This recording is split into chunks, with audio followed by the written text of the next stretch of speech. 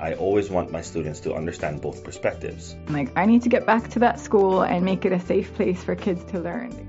They will make sure we will never forget the good about what all of our cultures share together. We can't have an industrialized set of standards for students. We need to keep teaching them on their own inquiry level. Hey, you are listening to the What School Could Be in Hawaii podcast.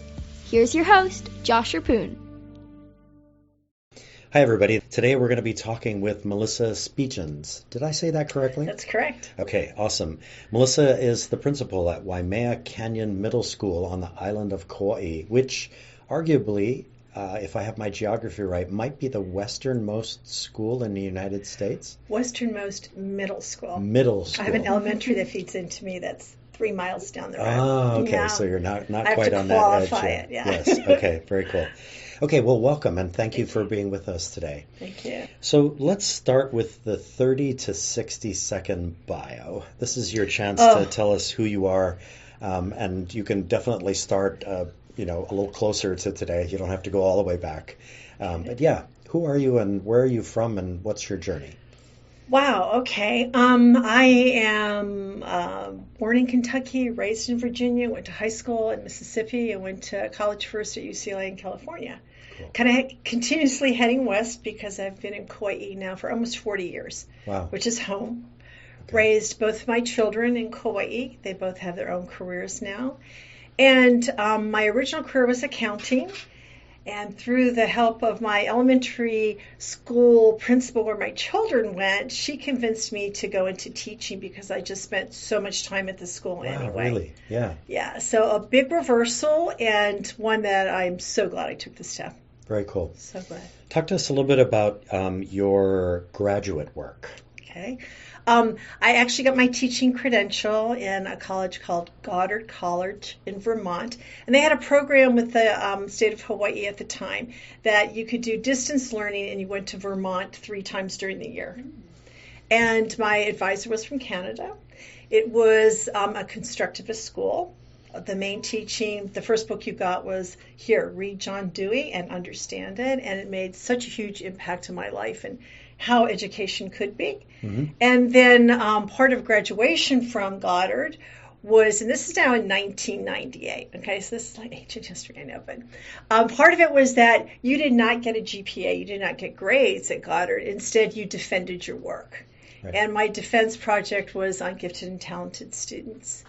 So you got a pass or a fail, and I passed. The little bit of the glitch happened when I went to go get a master's in administration for the University of Hawaii, and they kind of go, wow, where's your GPA? How did you work through that moment? With Goddard, communicating with them and saying, yes, you passed, and you need to recognize that and accept that. And that was probably 2005. So I'm curious, did it change the way that you approached the studies that you were working on, knowing that you weren't working towards a GPA? 100%, because now I'm not taking tests. I'm not thinking I need to have these facts to pass the test, right? Instead, I had to demonstrate my learning. Right. So I really had to learn and understand. And it's just the continuous feedback from my mentor in Canada. And then the in-person ones also just was life-changing as far as my view of education. Very cool. Very cool. So what does it actually mean to have a master's in education administration? For all of our listeners out there, okay. What is that actually? We throw that out there, right? Like, I have a master's in ed administration. What does that mean? So in order to go into administration, go from the teacher side or curriculum side into the administration side in the state of Hawaii, you attend something called a boot camp, 2 continuous weeks. And then you take a certain number of classes so that you get, say, Hawaii law and education, you get finance, all the pieces. And then my friend who was going through at the same time, and I decided to go for the master's because in the mainland, at least, master's is a step into being in administration. Not so here in Hawaii. You need those 6 credit classes. So how did your master's work, your graduate work, inform your goals, your process, how you go about doing the work that you do today? How did it shape that? I would say more the opportunities offered since the master's were more influencing in how I look at administration. Did the master's open doors to those opportunities, or? It did, in the sense that it gave you the sense that you need a balcony view when you become an administrator. You can't. Okay. I loved my classroom. I loved my students. But all of a sudden, when you step into an administrator's role, you need to look at the whole picture with the individual pieces as well, right? Mm-hmm. They talked a lot about shared leadership, which influenced my current practice a lot. And then they also brought up the series of, rigor, relevancy, and relationships. And I, as an administrator now, thought, no, you taught me this wrong. It should be relationships, relevancy, and then the rigor happens. Generally, do you encourage educators to follow a graduate school path, to go further? Talk to us about that. Always. So I believe we're constant learners, right? Not only the students at my school, but the whole community are learners. So whatever path my teachers want to take, I try to really encourage and have them tell me more about what their interests are and how they can incorporate that back into the classroom. So if an educator approaches you on your campus at Waimea Canyon Middle, what's that conversation like if they're thinking about doing graduate work? I know it must be a little bit of a trade-off because you might be losing them for some time, or how does that work? So it's nice because there's a lot of distance programs now, right, being opened up, especially with University of Hawaii. So there's distance programs where they can teach at my school full-time, but also do the graduate work. Right. I mean, there's always the piece that you're getting fabulous new education, you're working at a collegiate level, right, I'm a middle school. There's always the worry, though, that can you handle the classroom and that additional piece. Right. Okay. So, Melissa, I was working through your bio in anticipation of this conversation, and you underscored with no doubt at all that you were passionate about middle school. So my question is, why? You just kind of feel it as a teacher. I don't know how to describe it other than you just know.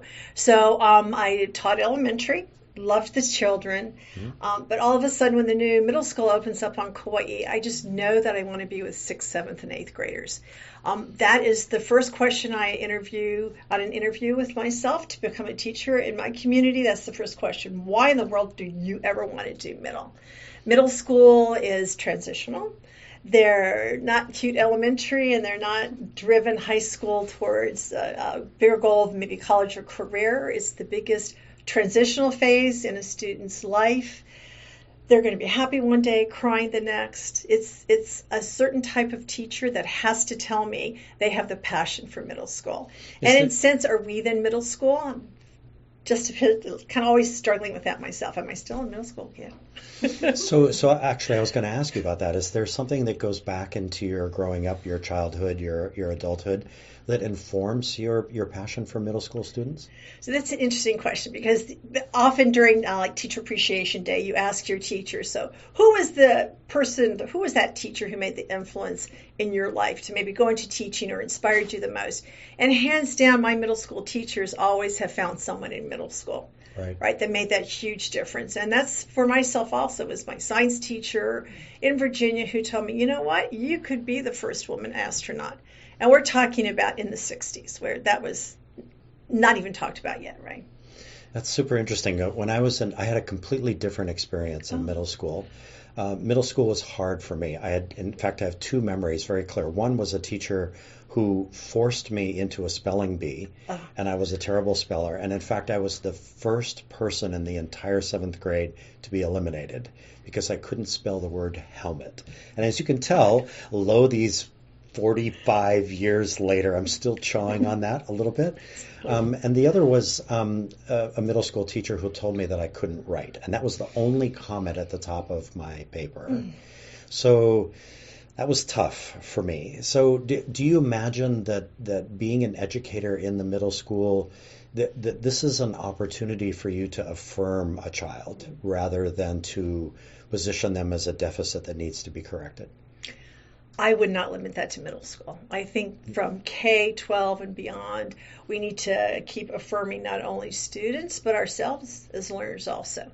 So 100%, right? We always want appreciations, no put downs, right? We're a tribe school.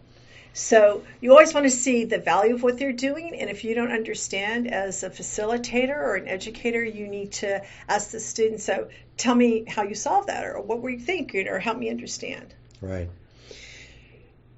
After a break, we'll come back and talk to Melissa more about her interest in John Dewey and constructivism. And so stay with us, gang. We'll be back in just a second.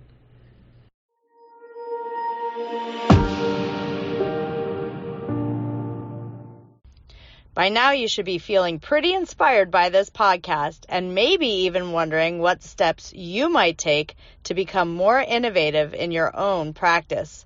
The Schools of the Future Conference, taking place October 2nd through 4th, is the perfect place to connect with and be inspired by education innovators like the ones featured in this podcast. Now in its 11th year, the conference is innovative by design and is co-produced by the Hawaiʻi Department of Education, the Hawaii Association of Independent Schools, Pillars of Peace at the Hawaii Community Foundation, and the Hawaii Society for Technology and Education. To learn more about the Schools of the Future Conference and to register, visit www.sotfconf.org. Registration will remain open throughout the 3-day conference. Hope to see you there.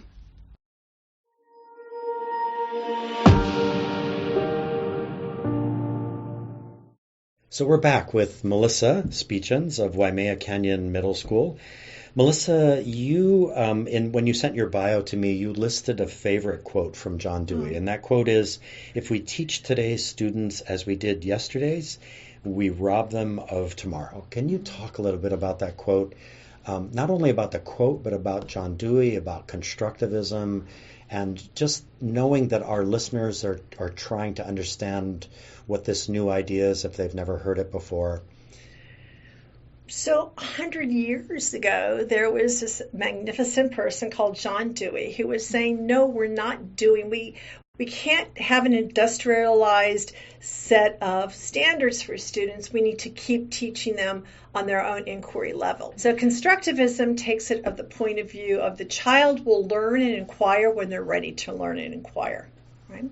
My co-teacher and I, when we were teachers in middle school, actually did a constructivist project with the University of Illinois in which we co-shared science and math and we taught together.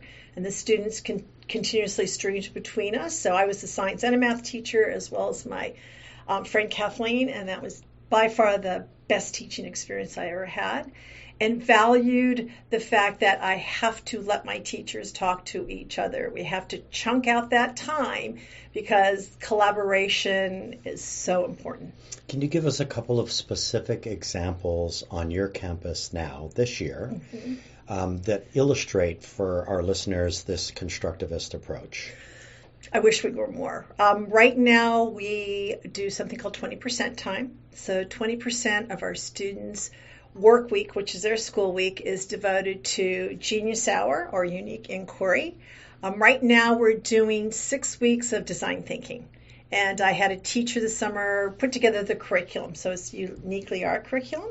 After these 6 weeks, they're going to scramble into either a pilot, which is True Genius Hour, or they're going to go into their first choice of one of the United Nations global goals and end with an exhibition of their learning. We're gonna dive into 20% time a little bit deeper in a few minutes, but I want to come back to your campus, and I'm going to provide just a little bit of context here first. We have a quote-unquote relatively new superintendent here in Hawaii. Her name is Christina Kishimoto. She came from Arizona and from Connecticut before that. She's been 2 years on the job now. And you noted to me in your bio that she opened a conference on July 19th of this year, 2019, by talking about 3 schools, and your school was one of them. Why did she pick your school, and what did she talk about, and what did this moment mean to you? First of all, I was shocked because there was no preview that this was going to happen. So you're sitting at the conference, opening day conferences, and all of a sudden your school's there. I'm like, breath taken away, right? What was the conference? It's the LE conference, which is the opening day of all the administrators in the state of Hawaii. So we all fly over to Oahu and meet at the convention center. Okay. And she kicks off her school year. Right? Okay. So there were 3 schools highlighted for school design, and mine was one of them. And what really, I know that Dr. Kishimoto understood, because there was not any slides of teachers or adults. It was all about the students up there. And I think it ended with a quote from one of my 7th graders who was quoting about 20% time, how mixing 6th, 7th, and 8th graders together to collaborate was more innovative and opened up more ideas. And then the student ends, it's just fun. And I think that was just such a great way to introduce my school to any other schools. Where were you when that happened? We were at the Kauai table, so people kind of sit by their island table. We were at the Kauai table, and my vice principal's beside me. And my one of an elementary school from Kauai is beside me, and she goes, "I videotaped it." My vice principal and I are like, "Oh my goodness!" Right? We were overwhelmed. So Dr. Kishimoto's actually visited your campus she has. More than once, I think. She has. What was that like to have the superintendent come on board? It was reaffirming. I'm very happy that the current superintendent is recognizing that her schools are unique in the state of Hawaii, and what works for my community and my school may not be the same as the other middle schools on Kauai or on any other island, right? So she's also offering opportunities for innovation grants, which changed our school as far as professional development and spaces that we can work in, so inspiring spaces. And just the freedom that that I can do something like a 20%, and I'm being recognized for that because she's interested in innovation. And I think ultimately what's best for students. We'll come back to the innovation grant in a second. So I just want to talk a little bit about the Hawaiʻi Innovative Leaders Network. Can you describe for our listeners what is that, and what was your participation in it? It's the best professional development a leader can ever participate in. And wow, I've voiced that to them. It's a grouping of principals. You apply, right? It's a grouping of principals who get together and look at how you can individually build and mold innovation at your school. So it's very personalized, but you have an opportunity to work with other administrators in the state of Hawaii, from charter to public, and I think my first round had even private, to collaborate and talk and give ideas and validate. Very often when there's innovation, it goes to a teacher level. Right? This focused on the leadership and how to create the culture and how to create the parameters and the collaboration time. I've been thinking a lot about coaching, and it sounds like there's a lot of coaching going on. Is that true? Is that kind of what happens in the leader HILN, that you guys are coaching each other? Definitely. I'm working with an amazing partner who helped a lot on Kauai. She was an SRS, Lisa Morales, who works for PBL Works now. Right. She went off to work with them, but just that coaching on my island and just coaching and seeing that group of people and having that network made the biggest difference. Once again, the best professional development I've ever done. And I'm lucky enough to now have my vice principal in the second round, and with the aim of building sustainability and capacity at my school. I think that when people think of coaching, maybe stereotypically they think of the football or the basketball or the baseball coach who's sort of out there shouting and trying to make people do certain things. What is good coaching in the context of education and educators and education leaders. So turn it around to where it's not the game. Coaches are amazing teachers because they're constantly giving formatives, right? More so in practice probably than in actual game, right? So they're constantly saying, no, turn your foot this way, do this. And it's positive, right? And you're getting these little formative steps along the way. So that's what happened with when you do principals getting together or leaders getting together. Just that, did you ever think of this? Or tell me more about your project kind of coaching helps, right? And I've actually developed then for my own teachers, a teacher on campus called our Deeper Learning Coach as a result of him. And who's your Deeper Learning coach and what does he or she do? She's dynamic. It's Serena Cox. Cool. She's has an amazing heavy Southern accent, which just, I think, mesmerizes the staff. Where is she from? She's from South Carolina. Cool. And she's there to help. She's there to guide. She's there to answer questions. She's there to model if you're stuck on a process. She has open labs where teachers can just come and talk, and she's amazing. She's definitely my right hand. So let's go back for a second to the innovation grant. Okay. You mentioned that, and I gather that you were awarded an innovation grant. So can you talk a little bit about the program and what was your aim going into the application for the grant, and how did it turn out? So I'm a very small school on Kauai, so we're constantly trying to look for funding, right? All of a sudden, there's a very short time window from like November to January to put together an innovation grant. There's all this money released by the state of Hawaii and Dr. Kishimoto. So I pulled district resources and we wrote a grant and it was accepted, which was amazing. How much was it for? $156,000. Wow. Which doesn't sound like a lot to a big school, but for a school of 500 it's life-changing. That's really. Huge. So a large portion of the grant was to work with Janice Group on innovation and future ready.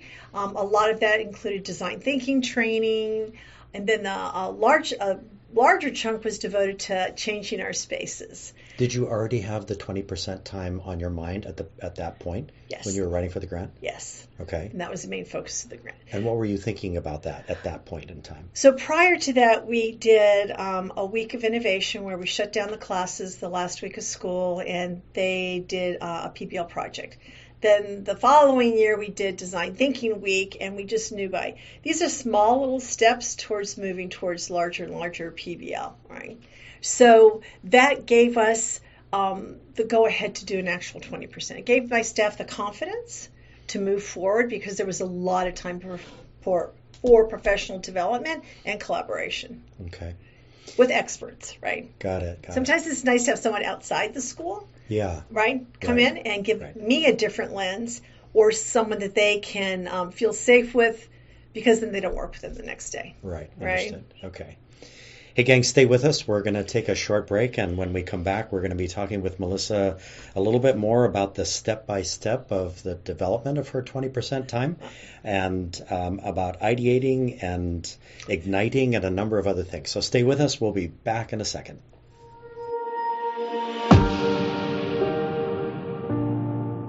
Within a generation of 25 years, Kamehameha Schools sees a thriving Lahui where our learners achieve post-secondary and educational success. To this end, Kamehameha Schools is proud to share Halau Inana Makapa'akea, an innovation and collaboration space where Native Hawaiian learners converge as a new generation of OEV leaders, innovators, indigipreneurs, and entrepreneurs. The Halau will host and curate various programs, events, and activities that foster OEV leadership development, creative thinking and problem solving, innovation, prototyping, and incubation.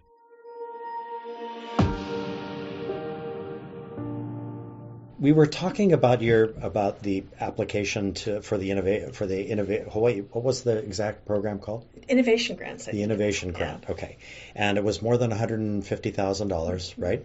So you explained to me in a communique earlier about a step-by-step process that involved PBL infusion, community partnerships, 20% time, and presentations of learning. This sounds like possibly a lot of people had inputs on this step-by-step. Is that true? It's true, and it's not only a lot of people, but we actually have a roadmap developed at our school. It started 5 years ago. Wow. So taking those little steps, the first step, honestly, was I was coached by Mr. Daryl Galera, who helped new principals. I was a new principal at the time. Daryl is actually, he has his own LLC now, and he does leadership training for public school education leaders. Yeah, so... And he was mentoring me, and he just happened to mention, he goes, by the way, have you seen this movie called Most Likely to Succeed? Oh, okay. I was like, no, I haven't seen this movie. So my Feeder High School principal and I actually rented the movie theater in our town in Waimea and showed it. And the outpour of positive responses from my community and my parents, and my teachers. I had teachers coming up to me going, can we do that? Right. So I think that was the initial step probably 6 years ago. And we've kind of road mapped it throughout, where we met Laura Bain. We go to High Tech High to see things, becoming part of HILN, bringing PBL works to the teachers every year, retooling. It's just this multitude of tiny little steps to build the confidence in teachers to know they can do it and that what they're doing is best for all students. I think what I'm impressed about here is that you were doing this before the current administration, before Dr. Kishimoto came on board, that you were playing a very long game, and it goes back quite a ways. So what was that moment back 5-6 years ago when you started playing that long game? What was there an inspirational moment or a spark moment? The Most Likely to Succeed. That was the honestly. moment. Yeah. Wow. Yeah.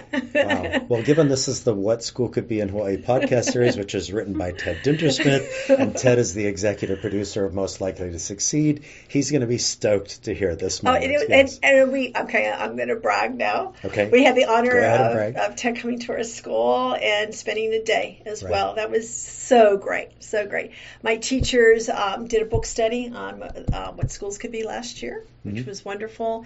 And just, it was inspiring. He talked to my community, and that film was definitely a definitive step. Awesome. That's awesome to hear.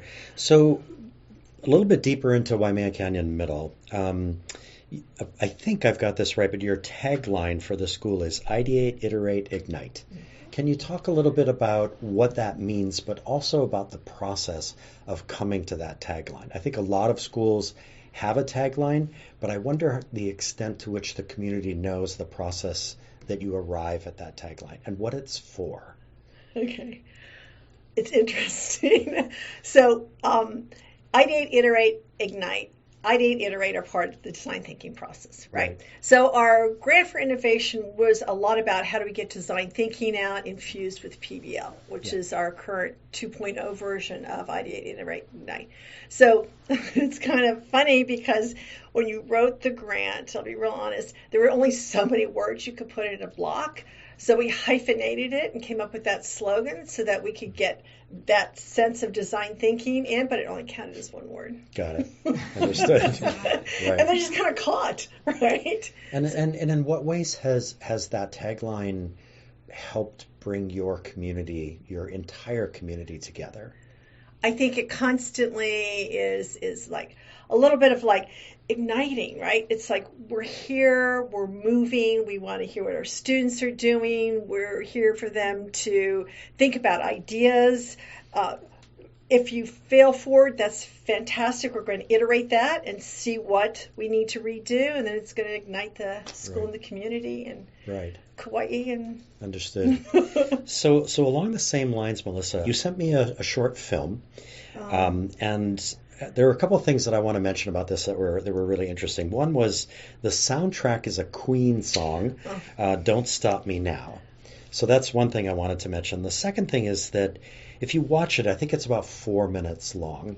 What you see are kids working on every kind of thing that you can imagine. You see a lot of smiles, you see a lot of engagement, you see a lot of action, but I can hear the skeptics saying, that's nice, but where's the learning?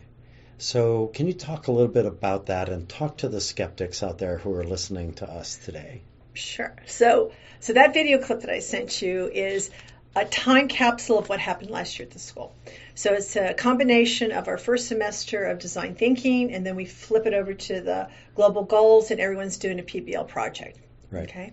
So how do we encapsulate that and include our new staff members and new students, our new sixth graders? So that was made for the staff and students as this is what we did last year. Come on aboard. We're going to continue on further. Right. It's how can you advise skeptics? If you think of learning as memorization of facts, right, or passing tests, you're in the mindset of not what is going to happen tomorrow. It's already currently happening, right? Right. The jobs that my 6th and 7th and 8th graders have are not going to need to know all those facts. They can Google it. They can search it, right? They're going to need to be able to communicate. They're holding it in their hand with their iPhones. Exactly. Or their Android exactly. phones. You can solve a math problem by just taking a picture now, right? Right. So do they have those 21st century skills? But then on Kauai, we include culture and community in those 4. Right. So you need the deeper learning, right? That's the deeper learning part, right? So again, thinking about the skeptics, can you let's say that my name is James, okay, and I'm a 7th grader, and I've been going through my day at Waimea Canyon Middle, and 80% of my day is X, but the other 20% is Y, and Y is 20% time. Literally describe what happens to me, James, as I go into my 20% time each day. Okay. So, James, first of all, remember you had your first choice of what global goal you wanted to do. Okay. So all my students get the first choice. What are some of the possible choices? Life on land, life underwater, peace and justice, poverty, no hunger.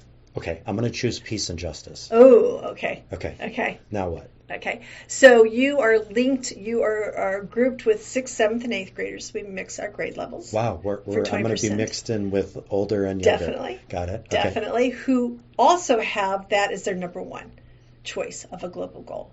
So we have a group of, I think it was about 22 kids last year, in a group that chose peace and justice as their first one. So I and my peers have decided on this theme together. That was your What first kind choice. Of pre-work did I do to help me decide on that theme?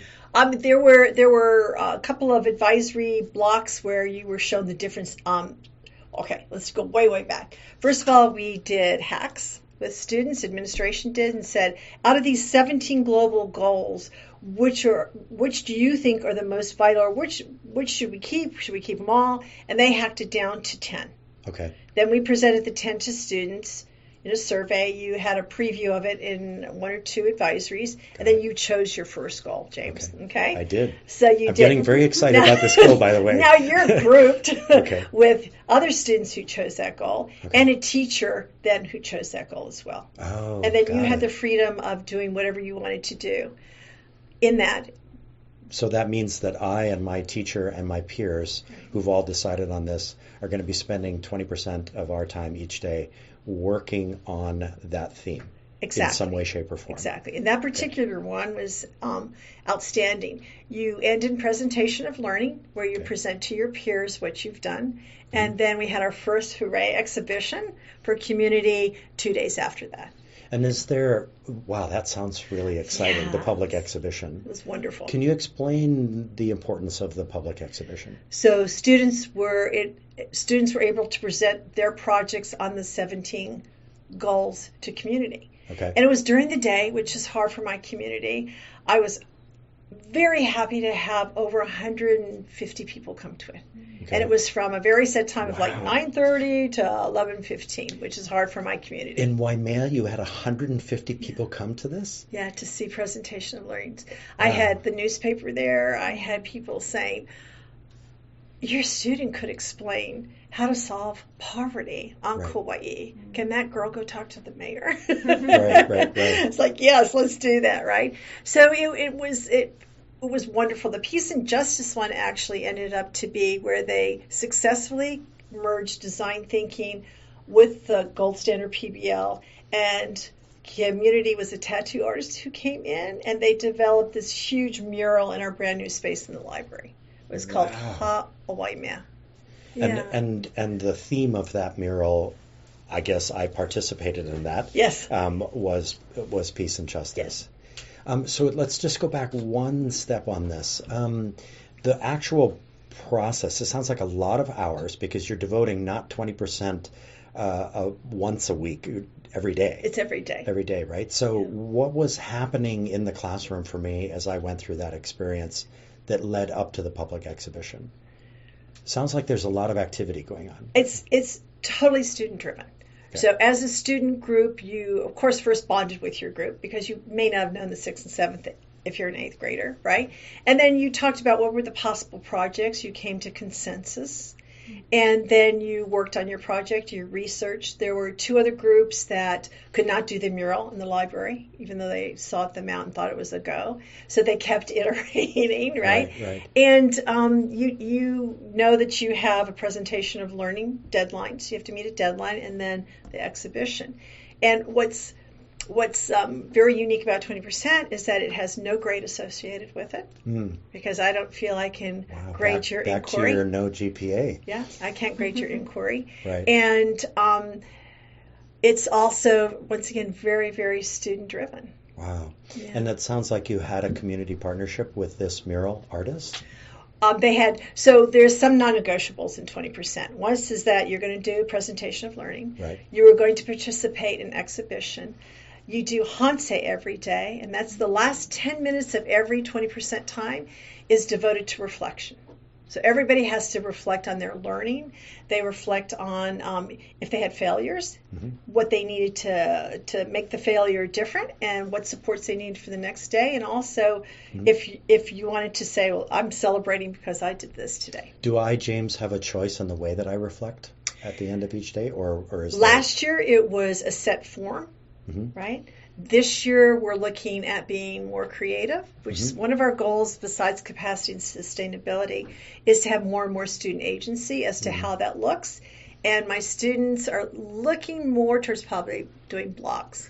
I ask because I'm kind of turned on just recently, as a matter of fact, by an idea that was presented to me by Tony Wagner, who's the co-author with Ted Dintersmith of the book Most Likely to Succeed. He talks about question journals. And I've started one, and now I'm hooked. It took 10 minutes, and then I was hooked. So I would think James, in a situation like that, would be reflecting with the questions that I'm asking. And it sounds like you're opening the door to some different ways of reflecting, right? We have to. Yeah. We have to. That's why it's a 2.0 this year. Yeah, got right? it. We're going to reflect back on what we want to perfect, revise, and it's going to be student-driven. Cool. Yeah. So we're coming to the end of our time. It's gone by really fast. So I'm going to ask you the same question that I think I want to ask every person who's going to be part of this podcast.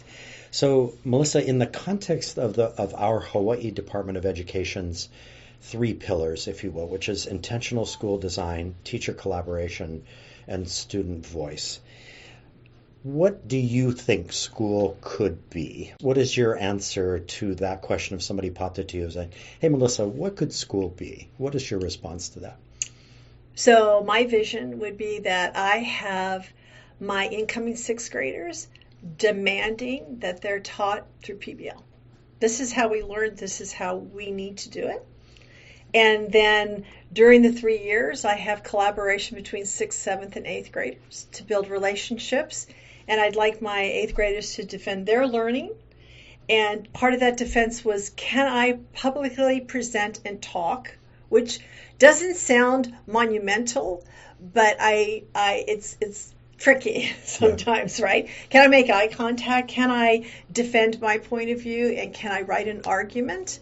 And then I can move on to other steps. And I'm hopeful, and PBL is going to have to roll over to high school, and even in the sense of if they want to call it academies, and you have an internship out for 6 months in a field, it's what is best for students. Right, got it. That's awesome. We're gonna do a little bonus moment here at the very end. I know we've run long, because here's the reason why. Because when you sent me your bio, the first sentence of your bio really jumped out at me. You said that you're becoming public school proud. Can you talk about that just for a minute? I'm definitely public school proud. What happened is the more that I looked into innovation in the state of Hawaii, I was actually envious of charter schools because it seemed like they had such freedom in it, right? So I was determined to somehow bring 20% to bring innovation, to bring student voice and agency into standard public school. And I think we're on our way. So I am very public school proud. I'm a public school graduate. Both of my children went through the public school system on the island of Kauai. And I think it's a pillar within the United States that everybody should have equal opportunity to quality education. Right? So I tell my teachers when I hire them, you're jumping in the deep end because I'm a poverty school, I'm middle school, and it's way far out rural Kauai where it's super hot. So come on, if you want to join and make a difference for these students, it'll be the most wonderful experience you'll ever have. I work at Apple, and whenever I sell a Mac to a young person who's actually considering going into teaching, I tell them there is no better moment in the history of Hawaii to join the teaching profession. I really mean that. So I appreciate your answer. Melissa Speetjens, the principal from Waimea Canyon Middle, it's been a real privilege talking to you today. Thank you for coming in and joining us. Thank you. Coming up on future episodes of the What School Could Be in Hawaii podcast, Molokai High School Principal Katina Suarez. Find the What School Could Be in Hawaii podcast in Apple Podcasts, Google Play Music, Spotify, and Stitcher, as well as at mltsinhawaii.com. Join the ongoing conversation across social media. Look for Most Likely to Succeed in Hawaii on Facebook, at Educators of Hawaii on Instagram, and at MLTS in Hawaii on Twitter. Tag your posts with hashtag What School Could Be and hashtag Deeper Learning. We want to hear from you. Send your comments, questions, and feedback to mltsinhawaii@gmail.com. If you love this podcast series, please be sure to rate us in your favorite podcast app. And don't forget to write a review. Feel free to share this series with colleagues, friends, and family. We broadcast our interviews on Facebook Live and post them to the Most Likely to Succeed in Hawaii YouTube channel. Your host is Josh Rapoon. Our technical producer and marketing consultant is Ryan Ozawa. Post-production is by Hawk Media Productions, the digital media program at Kealakahe Intermediate School. The editor for this episode is me, May Kanata, under the guidance of Matthew Williams. Learn more at hawkmediaproductions.com. And special thanks to Ted Dintersmith, author and education change agent. Now, off to your next epic project. Class dismissed.